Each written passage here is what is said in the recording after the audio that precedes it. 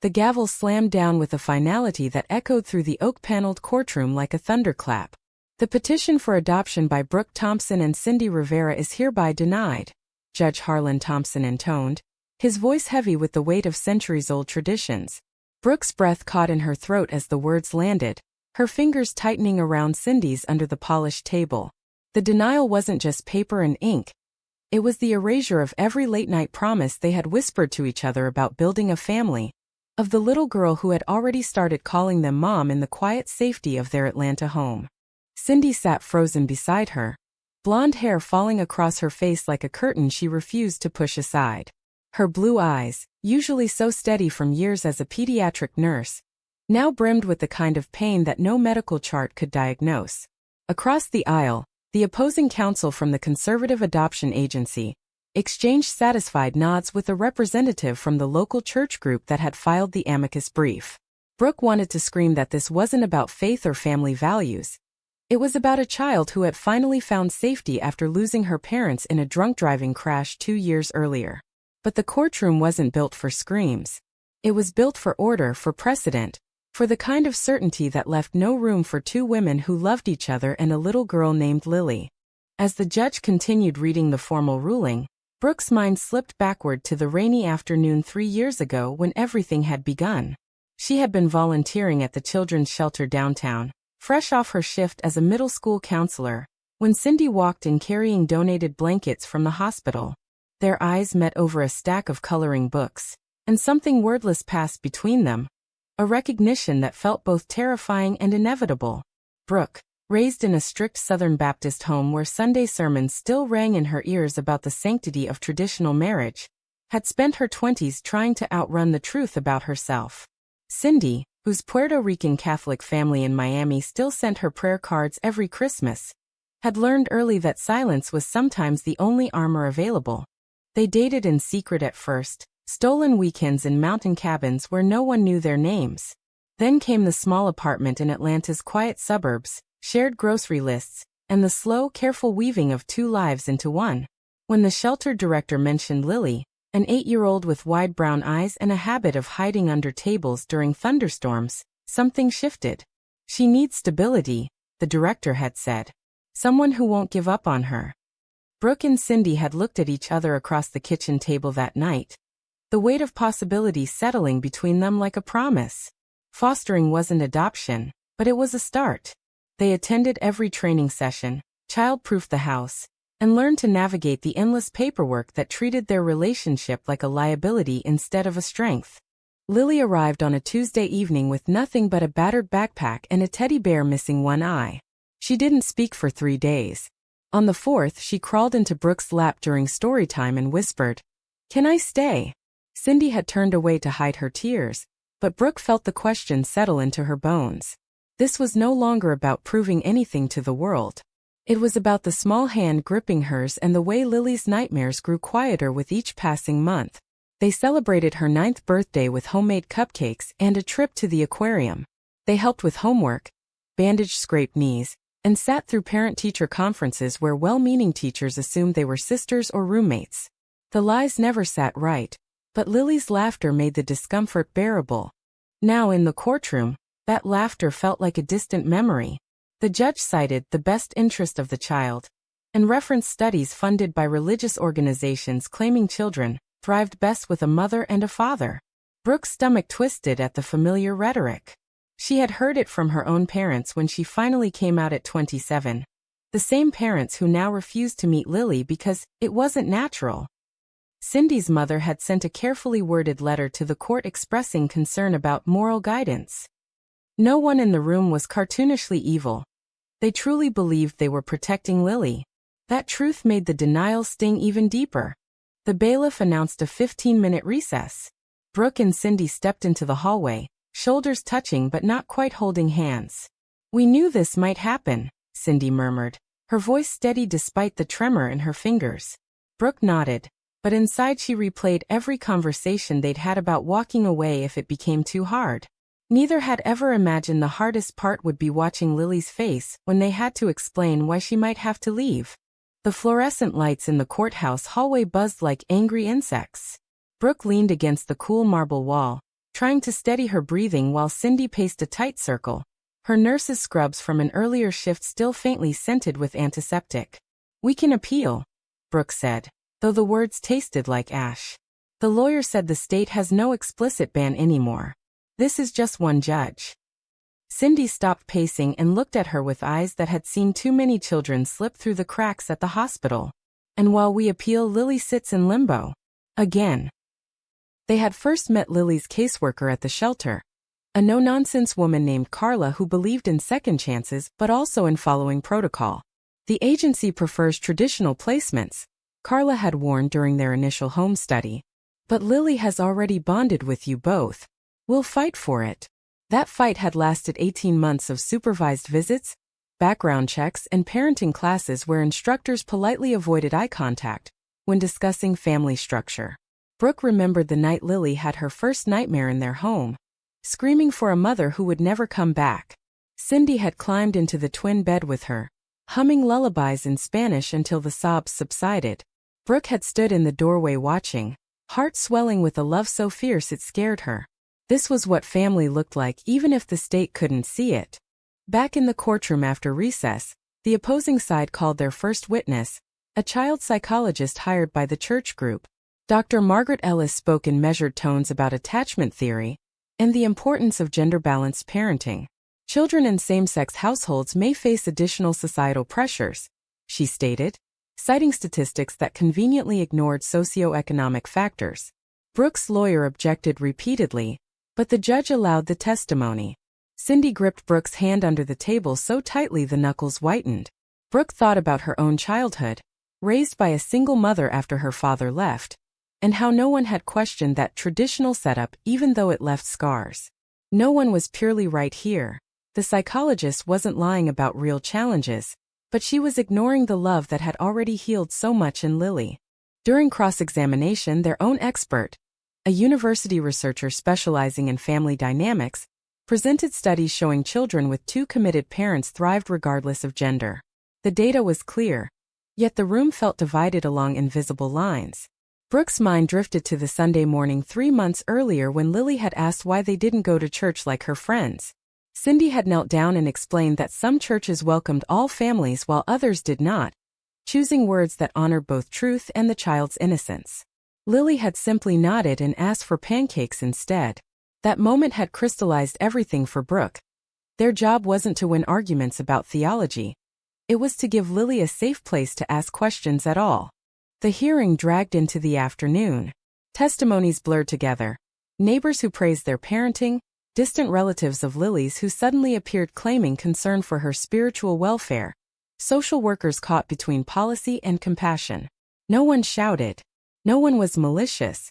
The pain came from how reasonable everyone sounded while dismantling the only stability Lily had known. When the judge called for closing arguments the next morning, Brooke and Cindy walked out into the Georgia heat, feeling like they were carrying the weight of every unspoken prayer they had ever offered. That night in their living room, Lily's empty bedroom door stood open like an accusation. They had explained the court delay as grown-up paperwork, but children sensed when the ground was shifting. Brooke sat on the couch scrolling through old photos on her phone, images of Lily's gap-toothed smile at the zoo, the three of them building snowmen during the rare Atlanta winter storm. Cindy joined her, resting her head on Brooke's shoulder. "If we lose," she whispered, "we can't just disappear from her life. She needs to know we fought." Brooke nodded, but inside she wondered how much fighting was left in them. The religious convictions of others weren't abstract. They were people who loved their own versions of God and genuinely feared for Lily's soul. Understanding that didn't make it hurt less. Morning light filtered through the courtroom blinds as the second day began. Brooke had barely slept, replaying every conversation with her own mother, who still sent weekly texts quoting scripture about marriage being between man and woman. "I pray for you every night." The messages always ended, as if love and prayer were weapons. Cindy's family had chosen silence after the initial letter, a quiet withdrawal that somehow cut deeper. Traditions weren't just rules. They were the threads that held families together, and Brooke and Cindy were unraveling them simply by existing. Their lawyer opened with a passionate summary of Lily's progress reports. Improved grades, fewer nightmares, a budding talent for drawing pictures of my two moms. The judge listened impassively. Then the agency's representative rose, voice calm and measured. We respect the love these women clearly have for the child. But respect does not override the child's right to a mother and a father where possible. Our faith teaches us that children flourish best within God's intended design. The words landed softly without anger. Brooke saw several jurors nodding slightly, their faces reflecting genuine conviction rather than hatred. Cindy leaned forward, whispering, "They're not monsters. That's what makes this so hard."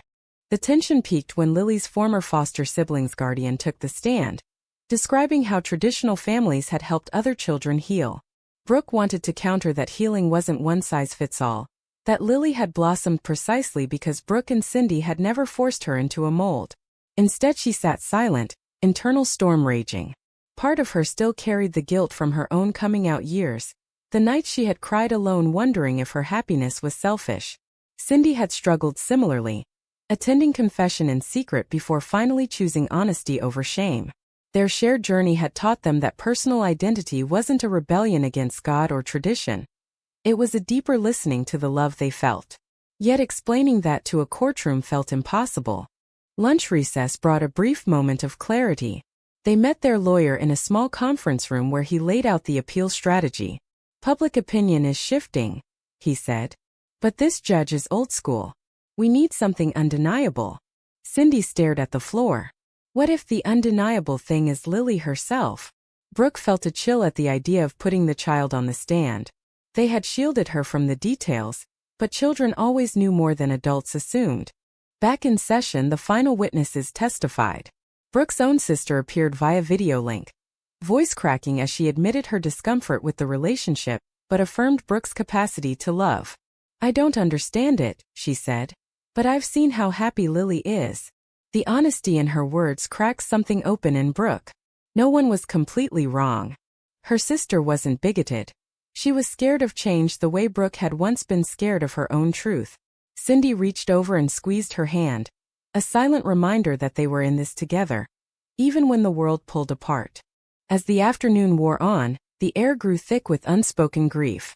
Brooke thought about the day they had taken Lily to the ocean for the first time. How the little girl had run into the waves laughing, calling Mommy Brooke, Mommy Cindy. For the first time, that memory now felt like evidence they couldn't present. The judge announced he would deliver his final ruling after a short break. Brooke closed her eyes and prayed, not for victory, but for strength to accept whatever came next. The break stretched longer than expected. Brooke and Cindy waited in the hallway, watching court staff move with practiced efficiency. A young clerk offered them water with a sympathetic smile that said more than words. Cindy accepted the cup but couldn't drink. "I keep thinking about what Lily will remember," she said quietly. "Will she think we didn't fight hard enough?" Brooke pulled her into a gentle embrace, mindful of watchful eyes. "She'll remember we loved her enough to try." Their internal conflicts had grown sharper over the past year. Brooke sometimes woke at 3 a.m. questioning if her desire for motherhood was worth the potential harm to Lily's social standing. Cindy wrestled with her Catholic upbringing, lighting candles at home altar when no one was looking, asking forgiveness for choosing love over doctrine. They argued once, voices low in the kitchen after Lily was asleep, about whether they should have waited for societal acceptance. "Love isn't patient," Cindy had snapped. "It's now." The fight ended in tears and renewed commitment. These weren't dramatic betrayals. They were the quiet erosions that tested real relationships. When court resumed, the judge cleared his throat. Before he could speak, the double doors at the back opened. Lily's caseworker Carla entered, holding the hand of a small figure in a simple blue dress. "Lily." The room fell silent. The judge frowned but allowed the interruption after Carla explained Lily had insisted on attending.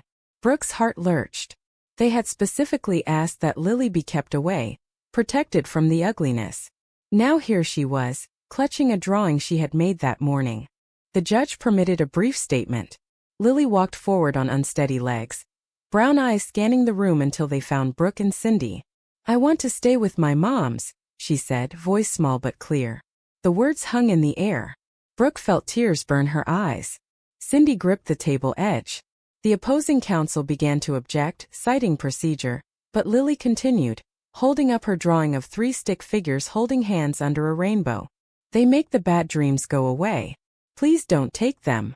Judge Thompson's face remained stern, but something shifted in his eyes. He asked Lily gently, "Do you understand what adoption means?" Lily nodded.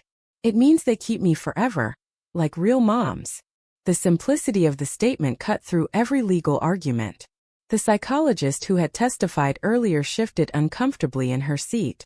The church representative looked down at his notes. No one spoke.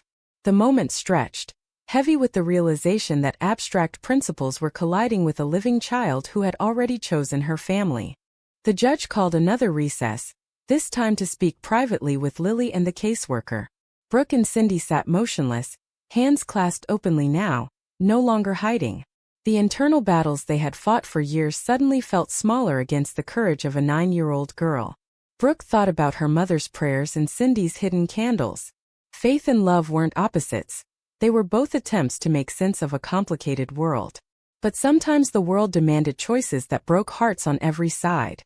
When the judge returned, the courtroom felt transformed. Lily sat quietly between Carla and a guardian ad litem, swinging her legs under the chair. Judge Thompson removed his glasses and rubbed his eyes, looking suddenly older than his 60 years. "This court has heard compelling arguments from all sides," he began. "Religious freedom, traditional values, and the best interest of the child are not abstract concepts. They shape lives." He paused, glancing toward Lily. "But so does a child's voice when it speaks from lived experience." Brooke held her breath. Cindy leaned forward slightly. The tension in the room was palpable, not explosive but profound, like the moment before a storm breaks. The judge continued, outlining the legal precedents that had evolved in recent years, while acknowledging the moral concerns raised. "No party here is entirely right or entirely wrong," he said, echoing the quiet truth Brooke and Cindy had grappled with privately. "The adults in this room carry beliefs formed over lifetimes. Those beliefs deserve respect. Yet the child before us has formed an attachment that cannot be dismissed." He turned directly to Lily. "Young lady, you called these women your moms today. Is that how you truly feel?" Lily nodded vigorously. "Yes, Your Honor. They read me stories and help with math and never yell when I'm scared." A soft murmur rippled through the gallery. Brooke's eyes filled with tears she no longer tried to hide. Cindy's hand trembled in hers. The judge nodded slowly. "Then the court must listen." The ruling came in measured sentences. The adoption would not be granted today due to procedural concerns and the need for further evaluation, but temporary guardianship would be extended and an expedited appeal process ordered. It wasn't the victory they had prayed for, but it was a crack in the wall. More importantly, the judge ordered counseling for all parties, including Lily's distant relatives, recognizing that healing required accountability from everyone involved. As the gavel fell again, this time softer, Lily slipped from her seat and ran toward them. "Mommy Brooke! Mommy Cindy!" she called, voice ringing clear across the courtroom. The words shattered the remaining silence like sunlight through storm clouds. Brooke dropped to her knees, pulling Lily close. Cindy joined them, arms wrapping around both. In that embrace, prejudices didn't magically disappear, but they lost their power to define the moment. The gallery watched in stunned quiet. Even the opposing counsel lowered his gaze, perhaps seeing for the first time the human cost of certainty. Outside the courthouse, the afternoon sun warmed their faces. Lily chattered about ice cream as if the day had been ordinary. Brooke and Cindy exchanged a look over her head, understanding that the real work was just beginning. Relationships with their families might never fully mend. Societal whispers would continue. Yet they had chosen love and Lily had chosen them back. The acceptance wasn't triumph. It was the quiet courage to carry the losses while honoring the gains. Months later, the appeal process moved forward in smaller hearings and paperwork mountains. Brooke and Cindy attended family counseling sessions where old wounds surfaced gently. Brooke's mother eventually agreed to meet Lily over video call, her voice hesitant but present. "I still don't understand," she admitted, "but I see how she loves you." Cindy's family sent a care package with no note, a small step that meant everything. Traditions didn't vanish. They stretched, sometimes painfully, to include new truths. Lily thrived in school, drawing pictures now of all three of them at church picnics where a progressive congregation had welcomed them without condition. The nightmares grew rare. Brooke and Cindy learned to navigate the tightrope between protecting her innocence and preparing her for a world that still debated their right to exist. They argued less about the big questions and more about ordinary things like bedtime and vegetables, the mundane markers of real family life. One quiet evening after Lily was asleep, Brooke and Cindy sat on the porch swing watching fireflies. "We lost so much," Cindy said softly. "Friends who stopped calling. Pieces of ourselves we had to let go." Brooke nodded, resting her head against Cindy's shoulder. "But we gained responsibility for the choices we made." And Lily. The acceptance settled between them like a shared breath. The journey hadn't ended in victory over prejudice. It had ended in the willingness to bear its weight and still choose love every day. In the end, was denying the adoption initially the moral choice to uphold tradition and protect a child's future according to long-held beliefs, or was listening to the child's own voice in that courtroom the truer act of compassion and justice? What would you have decided?